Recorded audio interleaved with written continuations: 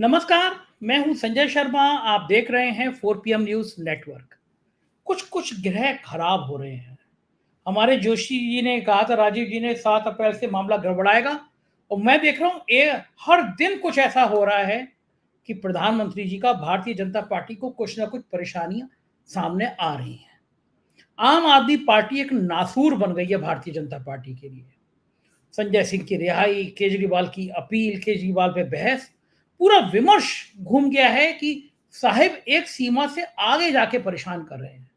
साहब लोकतंत्र का मान ही नहीं रख रहे हैं। भारत में नहीं, पूरी दुनिया में ये छवि बन रही है कि विपक्ष को डराया जा रहा है, धमकाया जा रहा है, परेशान किया जा रहा है, मीडिया को टारगेट किया जा रहा है। मतलब इंडिया में डेमोक्रेसी का खतरा, खत्म होने का खतरा बढ़ रहा है, ये पूरी दुनिया चिंता कर रही है। और चुनाव के बीच में चुनाव निष्पक्ष नहीं हो रहे हैं, ऐसी भी चर्चा हर जगह हो रही है। भारतीय जनता पार्टी को जो वोट भी करते हैं, उन उन मैं कहूँगा थोड़े-थोड़े मध्यस्थ हैं, लेकिन झुकाव बीजेपी का, उनको भी लग रहा है, कहना है कि अब ये ज़्यादा हो गया। इस तरह थोड़ी ना होता है कि विपक्ष के सब नेताओं को जेल भेज दो, अकाउंट बंद कर दो। और इस बीच में जो सबसे बड़ा किला भारतीय जनता पार्टी का, उत्तर प्रदेश। उत्तर प्रदेश के पहले चरण में जहाँ चुनाव है, पश्चिमी उत्तर प्रदेश, जहाँ प्रधानमंत्री नरेंद्र मोदी रैली कर चुके, अमित शाह रैली कर चुके, वहां पे भारतीय जनता पार्टी के अंदर तूफान आया हुआ है, भूचाल आया हुआ है।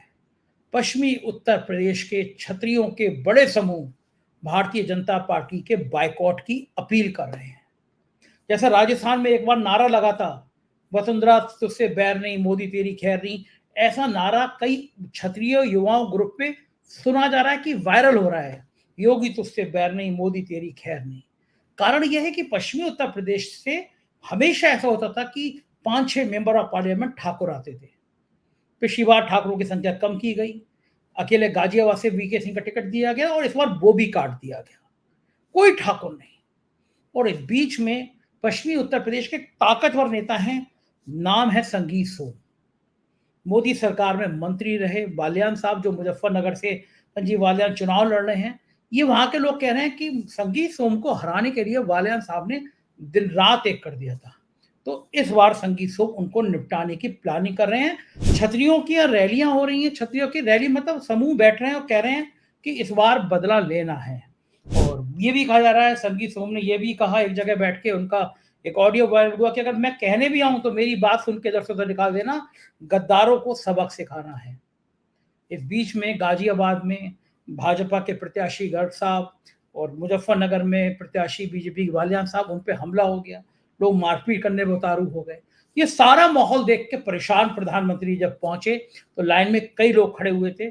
संगीत सोम चूंकि क्षत्रियों के बड़े नेता हैं, तो प्रधानमंत्री गए उनके पास, उनके पेट में मुक्का मारा, गर्दन झुकाई, पीठ पे मारा। वहां पे सब लोगों ने बताया, मतलब वहां के जितने लोग खड़े हुए थे, चर्चा दी कि इतना लाड़ क्यों, अतिरिक्त ग्लूकोज, अतिरिक्त शक्कर संगीत सोम के लिए प्रधानमंत्री ने क्यों एड दी। कहा मेरा शेर या मेरा हीरो, इस तरह की कोई बात करी। वहां के अखबारों में भी छपा कि बाद में योगी आदित्यनाथ, बाल्यान और संगीत सोम के बीच मध्यस्थता कराने की मीटिंग हुई। लेकिन ये सब बातों के बावजूद छत्तीसगढ़ नाराज है। अगर ये नाराजगी बढ़ी रही तो उत्तर प्रदेश के, पश्चिमी उत्तर प्रदेश में आने वाली 1 दर्जन सीटें खतरे में पड़ जाएंगी। मुजफ्फरनगर, बागपत, कैराना, मेरठ, गाजियाबाद, इन सब जगह पर ठाकुरों का बड़ा प्रभाव है। और जो माहौल है आज की तारीख में, वो माहौल बगावत वाले तेवरों के संग सामने आ रहा है। जयंत चौधरी जाटों को समझा नहीं पा रहे हैं कि आखिर बीजेपी ने पिछड़ों की बात करते हुए जाटों को आरक्षण क्यों नहीं दिया। अग्निवीर योजना से बहुत नाराजगी है।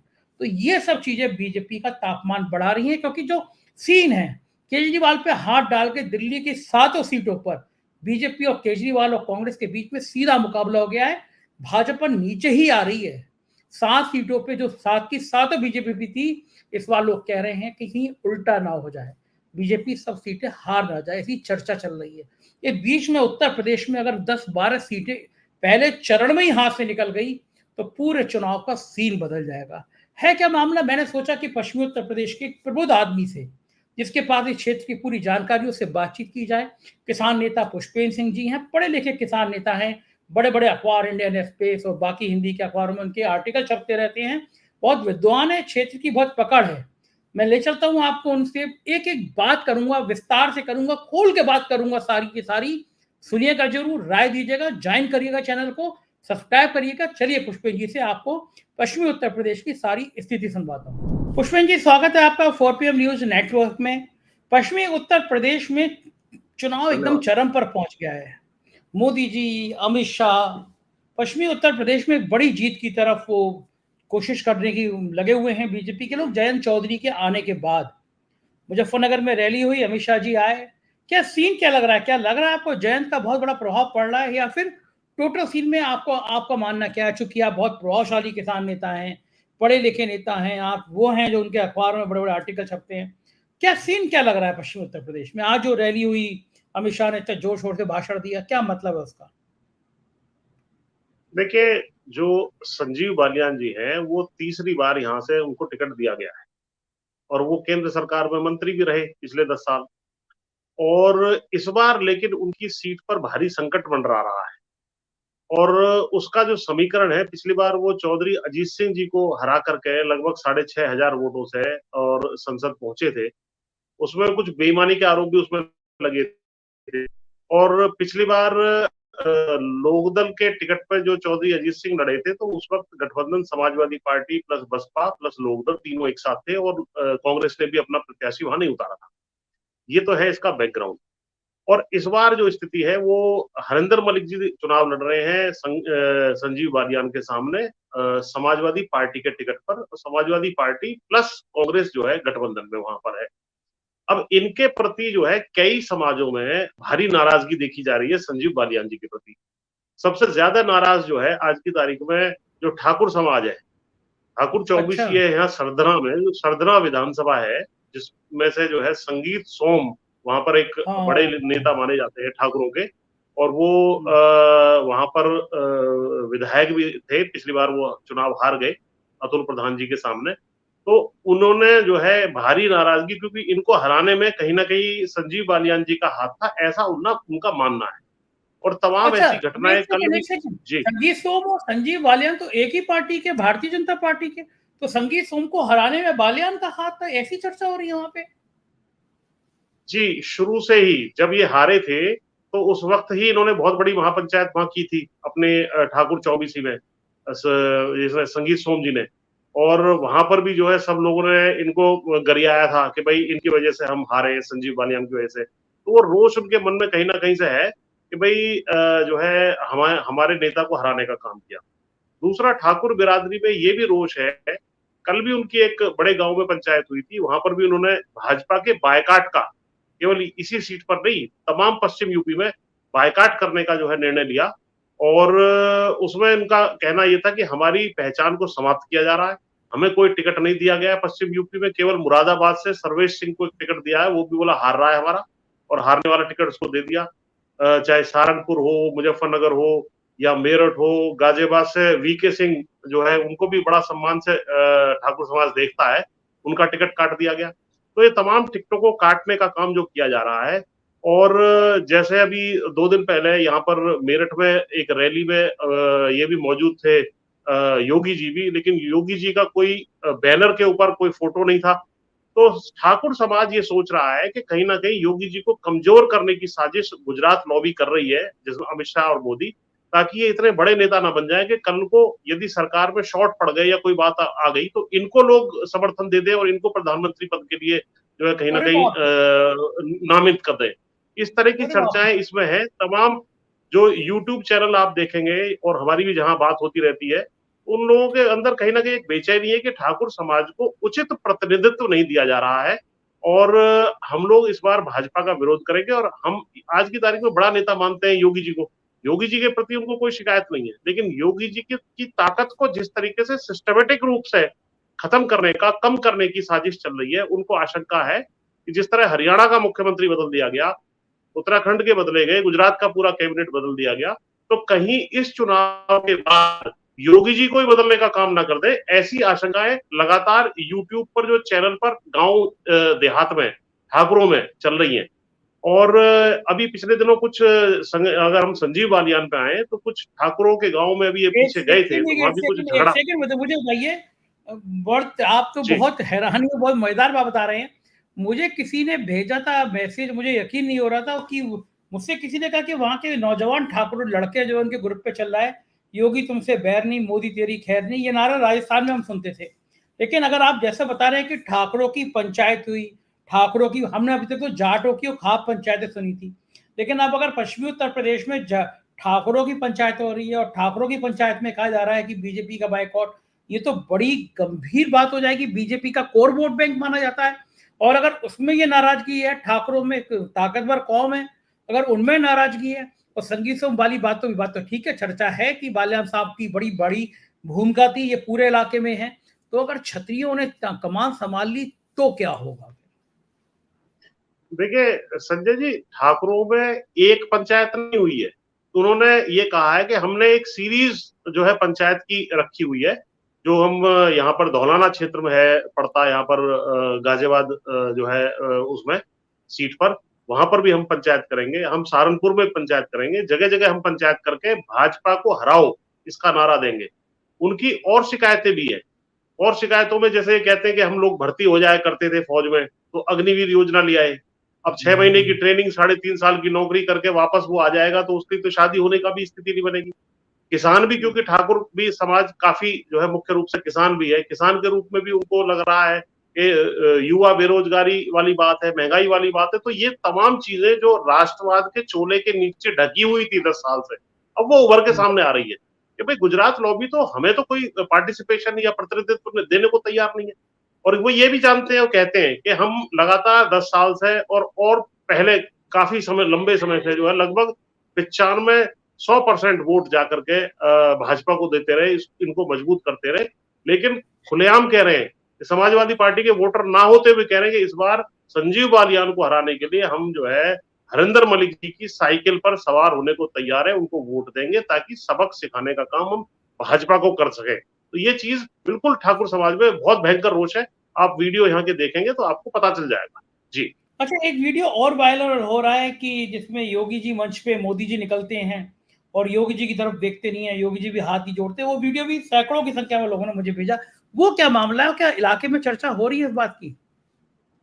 बिल्कुल, ये वीडियो जो है अभी 2-3 दिन पहले जो मेरठ में रैली थी, जिसमें चौधरी चरण सिंह जी को भारत रत्न देने के उपलक्ष्य में सम्मान समारोह भी था और पॉलिटिकल रैली भी थी, उसमें नायब सिंह सैनी जी भी मौजूद थे, जो योगी जी के बगल में बैठे हुए थे, जो मुख्यमंत्री इन्होंने बनाए हैं अभी हरियाणा के। तो वहां से गुजरते हुए इन्होंने नायब सिंह सैनी से तो हाथ मिलाया प्रधानमंत्री जी ने, लेकिन उन्होंने कोई हाथ जो है योगी जी से नहीं मिलाया। तो ये संदेश भी जा रहा है, उस बैनर पर भी कोई फोटो में मोदी जी का फोटो था और दूसरी तरफ चौधरी चरण सिंह जी का फोटो था, लेकिन जैसे अन्य नेता वहां मौजूद थे, योगी जी तो अपने आप में बड़े नेता हैं, भाई नंबर 2 तो माने जाते हैं, और पॉलिटिकली भी जो उत्तर प्रदेश का मुख्यमंत्री होता है, पॉलिटिकली वो next to prime minister political weightage में माना जाता है, तो उसको भी इग्नोर किया गया, उस चीज को भी लोगों ने नोटिस किया। मैंने तमाम वीडियो देखे, तो उसमें इस बात को कह रहे हैं कि भाई हमारे नेता का तो वहां पर जो है इन्होंने वो फोटो भी नहीं लगाया, तो कहीं ना कहीं ये नाराजगी है और लोगों ने देखा इस चीज को कि हाथ नहीं मिलाया उनसे। और जब हल भेंट करने की बात आई, उसमें भी योगी जी थोड़ा सा पीछे हट गए, उन्होंने ये जो अनुप्रिया पटेल है उसको आगे कर दिया था कि भाई आप दे दें, तो योगी जी के मन में भी ये थे कि मैं अपने हाथ से तुम्हें जो है नहीं, क्योंकि मेरा अपमान कर रहे हो तो मैं भी अपने हाथ से तुम्हें भेंट देने को बहुत ज्यादा मैं उसमें वो नहीं महसूस कर रहा हूँ, तो मैं वो साइड में हट गए और उन्होंने अनुप्रिया पटेल को आगे कर दिया। तो ये बता रहा है कि इनकी बॉडी लैंग्वेज हो या मंच पर इस तरीके से बेरुखी दिखाना हो एक दूसरे के प्रति, तो लग रहा है कि कहीं ना कहीं योगी जी को आभास हो गया है कि यदि ये ज्यादा सीटें यहां से जीत गए उत्तर प्रदेश से, तो इनकी तानाशाही सबसे पहले जो कहर टूटेगा वो योगी के ऊपर ही टूट सकता है, इसलिए वो सचेत होकर के फूक फूक के कदम रख रहे हैं, और इस चीज को कहीं ना कहीं ठाकुर समाज, राजपूत समाज भी महसूस कर रहा है और धीरे धीरे भाजपा के खिलाफ एक मन बना रहा है जी। अच्छा, एक बात मुझे और बताइए, आप जो बता रहे थे अभी, मैंने सुना है कि कुछ दिन पहले बालियान साहब जो मुजफ्फरनगर के प्रत्याशी हैं, भारी भरकम प्रत्याशी हैं, मोदी सरकार के पूर्व मंत्री रह चुके हैं, उनकी गाड़ी पे हमला हो गया था, वो क्या मामला है? उसमें भी क्या कोई क्षत्रिय समाज से नाराजगी थी, मामला क्या था वो? वो क्षत्रिय समाज का ये गांव था, उसमें ये जा रहे थे, क्योंकि इनके साथ भी कुछ इस तरह के लोग, जो लोगों ने वहां बताया और जो बाकी चीजें हमने देखी, लोगों से बात की, इनके साथ भी कुछ ऐसे लोग थे जो कि आपस में कुछ ऐसी बात हुई, लाठी डंडे लेकर के वो भी उतरे और फिर अपने डिफेंस में कुछ लोगों ने, कुछ लड़कों ने इनके ऊपर पथराव कर दिया।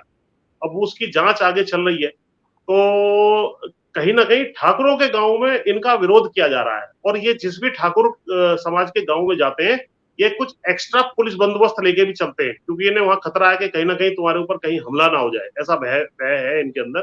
और उसी की परिणति ये हुई कि भई टकराव हुआ और उसमें पथराव इनकी गाड़ी-वाड़ी और कुछ गाड़ियों के शीशे वगैरह पे। लेकिन ये जाँच का विषय है कि क्या उनका मोटिव था, क्या नहीं था, लेकिन हाँ, सही वास्तव बात में है, बात इनका विरोध कहीं न कहीं है। जी। अच्छा, ये हुआ था अभी कुछ दिनों पहले प्राइम मिनिस्टर आए थे, वहाँ पे सब नेता थे, हमारे मित्र सुनील भराला जी, वो भी खड़े हुए थे वहाँ पे, संगीत सोम भी खड़े हुए थे।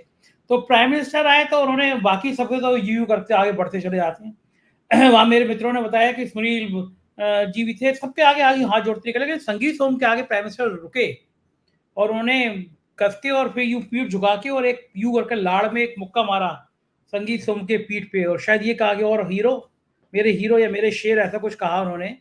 और फिर दोबारा एक पेट में मुक्का मारा। प्राइम मिनिस्टर का इतना लाड़ वाला जो एक्शन था वो पर्याप्त था। तो ये संगीत सोम पे ये जो एक्स्ट्रा प्यार दिखाया मोदी जी ने, मोदी जी आमतौर पे इतना प्यार दिखाते नहीं है कि पहले झुकाएं फिर पीठ पे मुक्का मारे फिर पेट पे मुक्का मारे। ये कई प्रत्यक्षदर्शियों ने मुझे बताया, ये जो अतिरिक्त ये जो लाड़ उमड़ा उमड़ा मोदी जी का संगीत सोम पे, वो क्या इसीलिए कि उनको पता चल गया कि भाई बाल्यान ने सोम को हराया, तो सोमेश्वर बाल्यान को और पूरा इलाके के जो ठाकुर हैं, क्योंकि संगीत सोम का प्रभाव बहुत रहता है, तो मोदी जी को पता चल गया होगा कि संगीत सोम नाराज है, मैनेज नहीं किए तो गड़बड़ा जाएगा। इतना अतिरिक्त प्यार क्यों उमड़ा हुआ संगीत सोम पर? नहीं, ये बिल्कुल ठीक है संजय जी आपका आकलन।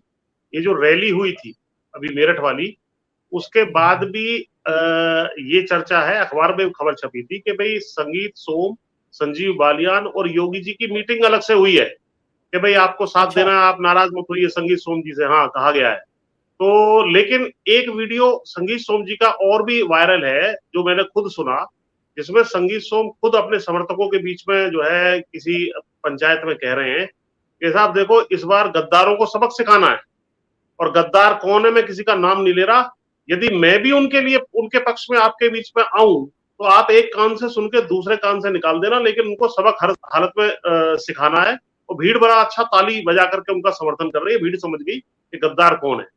और आपके चैनल पे तो मैं बता चुका और अब भी बता रहा हूँ कि भाई उनकी नजरों में गद्दार संजीव बालियान ही है फिलहाल। तो संजीव बालियान जी भारी मुसीबत में घिरे हुए हैं।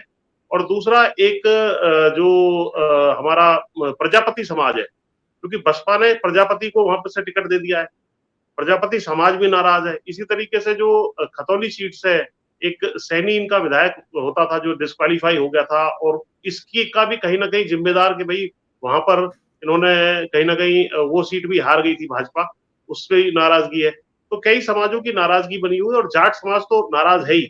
इसमें एक चाल मैं और भी बताना चाहता हूँ कि जो जयंत चौधरी है, उनके मन में भी कहीं ना कहीं अंदर खाने मलाल है कि ये व्यक्ति वो है जिसके के लिए मुझे अभी वोट मांगनी पड़ रही है, जिसने मेरे पिताजी को 6,500 वोट से 2019 में हराया था। तो मैंने कुछ लोगों से जो लोकदल के हैं, सबको मैं भी जानता हूँ, बातचीत भी की, तो ये बात निकल के आ रही है कि या तो वो सुस्त पड़े रहेंगे या जो है कम वोट करेंगे। अपने लोगों को हो सकता है वो खुद ही वहां जाकर के ना भेजे और कह दें चुपचाप जाकर के दूसरी जगह वोट कर दो ताकि इसको सबक सिखाया जा सके। ये स्थिति आपस में भाजपा और लोकदल के कार्यकर्ताओं में टकराव जो है बागपत लोकसभा क्षेत्र में भी कई वीडियो सामने आ चुके हैं, वहां भी देखा जा चुका है। तो ये कहीं ना कहीं बहुत जो है जिस प्रकार से पलटी मार के गए हैं जयंत चौधरी, तो उस चीज को एक्सेप्ट नहीं किया जा रहा है। तो ये कहीं ना कहीं इसका दुष्परिणाम इनकी हार में तब्दील हो सकता है। तो इसी तरह त्यागी समाज ने भी एक इनके खिलाफ, संजीव बालियान के खिलाफ कैंडिडेट उतार दिया है, उसमें भी एक नाराजगी है। तो बाकी समाज भी इनके खिलाफ काम कर रहे हैं। मुझे लग रहा है कि ये इस बार निश्चित रूप से इनको हराने का काम जनता करने जा रही है, जिस तरह की तमाम स्थिति बनती चली जा रही है। जी, हुआ भी बालियान साहब ने कुछ ज्यादा भी कर दिया। आपको याद होगा जब जिस समय महिला खिलाड़ियों को सड़क पे घसीटा जा रहा था, पूरा जाट समुदाय बहुत नाराज था, कुपित था। जाट समुदाय अपनी बहू बेटियों के लिए बड़ा सेंसिटिव कौम मानी जाती है। उस समय में सतपाल मलिक खुल के खिलाड़ियों के साथ थे, तो बालियान साहब ने बड़ी ओछी बात कर दी थी सतपाल मलिक की। सतपाल मलिक वो इंसान है कि जो गवर्नर रहते हुए भी किसानों के लिए मोदी जी को खुली चुनौती दे दिया करते थे। बाद में कई तरह की जांच उनको सामना करना पड़ा सिर्फ इसलिए कि वो सही बात का समर्थन कर रहे थे, लड़ रहे थे, और बाद में बालियान साहब ने उनके लिए हल्की बात कह दी। तो इस तरह की कई चीजें, एक वीडियो वायरल हुआ था, वो ब्राह्मण समाज के लिए बालियान साहब कुछ अपशब्द कह रहे थे। तो कारण क्या है कि ये जो बालियान साहब के प्रति नाराजगी है, मुझे लगता है ये मुजफ्फरनगर ही नहीं है। मैं मेरठ में देख रहा था, अरुण गोयल जो है वो आज उनका वीडियो वायरल हो रहा है, वो कह रहे हैं कि भगवान राम आए हैं तुम्हारे बीच में, इस तरह की भाषा है उनकी, मतलब कि उनका कहना है मतलब कि मैं खुद राम आया। और वो अरुण गोयल जी का जो निजी आचरण है, निजी आचरण पे कोई कमेंट करना नहीं चाहिए। मैं थोड़ा विरोध में रहता हूँ कि किसी व्यक्ति की अपनी आस्था है कि वो शराब पिए ना पिए, लेकिन जिस तरह ये बातें समाज में चलती हैं, तो फिर आप भगवान को, राम को कहोगे कि मैं राम हूँ, तो फिर मुझे, मैं कहूँ कि मैं भगवान राम हूँ, तो मुझे आचरण भी करना पड़ेगा, मुझे मांस नहीं खाना पड़ेगा, छोड़ना पड़ेगा, मुझे शराब छोड़नी पड़ेगी, कुछ कुछ आचरण ठीक करना पड़ेगा। लेकिन ये नौबत आ जा रही है कि अरुण गोयल जी कब रामायण में काम किए होंगे, लेकिन अब वो खुद को ही भगवान राम के रूप में प्रस्तुत कर रहे हैं। मेरठ मेरठ सीट सुना है कि बहुत बुरी तरह फंस गई है।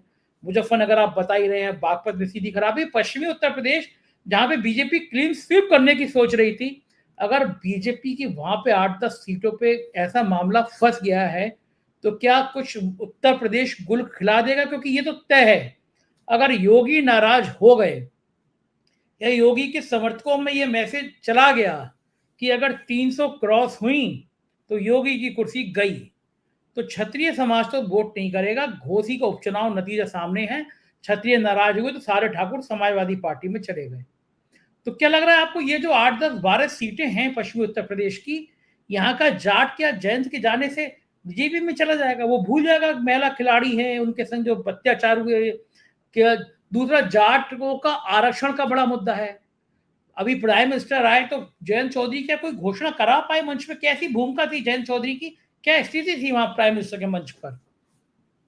नहीं, प्रधानमंत्री जी का जो मंच था, जो मेरठ में था 2-3 दिन पहले, उसमें तो जयंत चौधरी जी की जो बेइज्जती हो सकती थी वो हुई।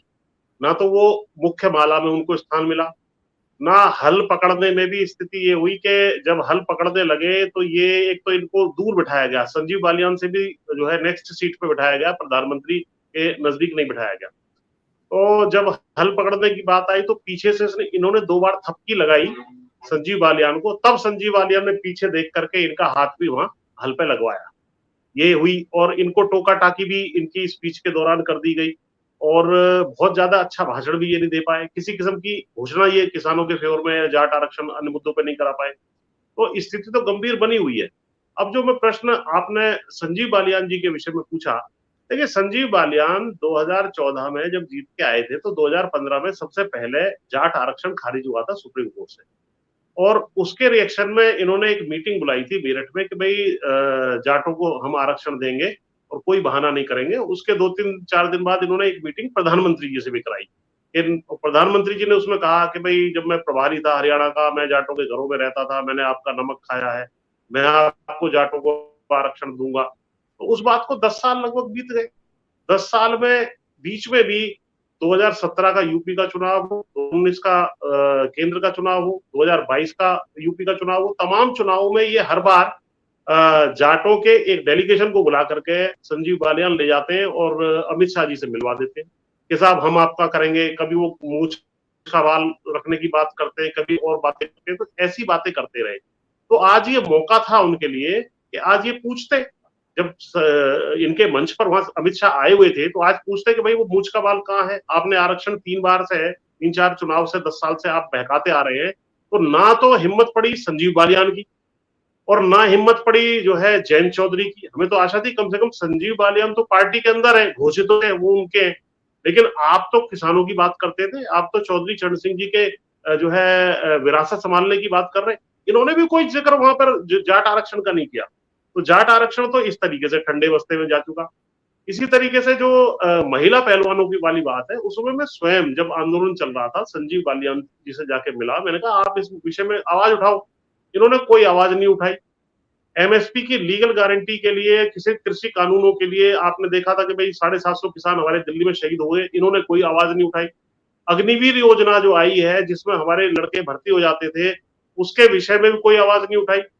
और पॉलिटिकली भी जिस तरीके से जाटों को खत्म करने का, किसानों को कमजोर करने का, अच्छी कीमतें नहीं मिल रही हैं, आज भी किसान वहां पंजाब हरियाणा बॉर्डर पे बैठे हुए, उस पर कोई आवाज नहीं उठाई।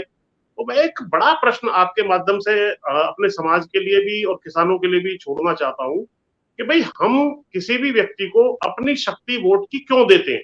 इसलिए देते हैं कि वो केवल मंत्री बन जाए और लुटियन जोन में उसको जो है कोठी मिल जाए।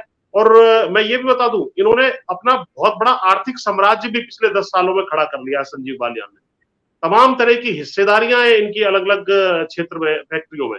और ये केवल आर्थिक मुद्दों को अपना मतलब अपने भलाई में लगे हुए हैं, लेकिन समाज के लिए इन्होंने क्या किया, समाज ने जो ताकत इनको सौंपी थी।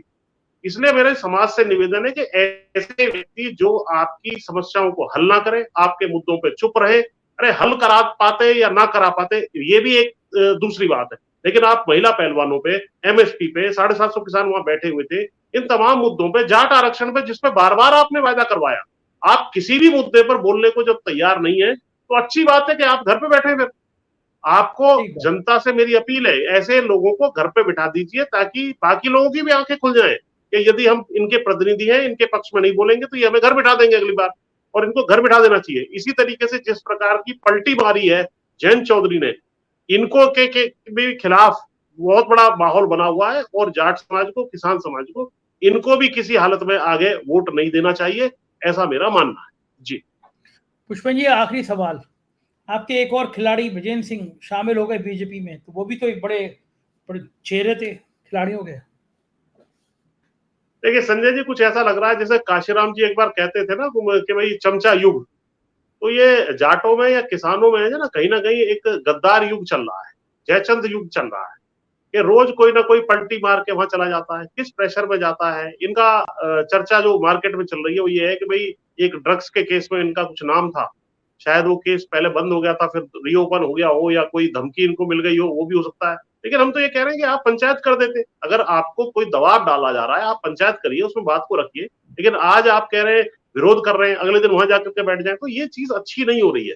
आपकी ताकत को खत्म किया जा रहा है, और इन लोगों के साथ समाज नहीं जाएगा। समाज ने ठान रखा है कि बीजेपी को सबक सिखाना है, क्योंकि भाजपा ने लगातार सिस्टमेटिक तरीके से, चाहे जाट आरक्षण हो, चाहे खेती हो, चाहे खेल हो, या अन्य चीजें हो जहां पर हम सम्मान पा जाते थे, हमारी ताकत को समाप्त करने का काम किया है। तो इसलिए समाज इनके साथ नहीं है। ये कुछ ऐसे लोग हैं, बहरूपी हैं, जो आज समाज को पता लग रहा है कि ये अंदर जो है खाकी चड्डी पहने हुए थे, इनका निष्कासन, बहिष्कार, और इनको जाने दिया जाए, और बाकी जो समाज में से अच्छे लोग निश्चित रूप से उभरेंगे जो समाज को सही दिशा देने का काम करेंगे। जी बहुत बहुत शुक्रिया पुष्पन जी, आपने इतना समय दिया, हमसे बातचीत की और पूरा राजनीति को समझाया। बहुत बहुत आभार, शुक्रिया। तो ये थे पुष्पेंद्र सिंह जी, और आप सुन के हैरान हो गए होंगे, मुझको यकीन है हैरान हो गए होंगे कि उत्तर प्रदेश में ये हाल है, तो फिर बंगाल, बिहार, महाराष्ट्र और कर्नाटक में क्या हाल होगा। अब की बार 400 पार का नारा हवा हवाई है। हकीकत ये है, भाजपा फंसी हुई है, चुनाव आसान नहीं है। जो होगा मैं बताता रहूंगा, देखते रहिए 4PM न्यूज़ नेटवर्क। शुक्रिया, थैंक यू।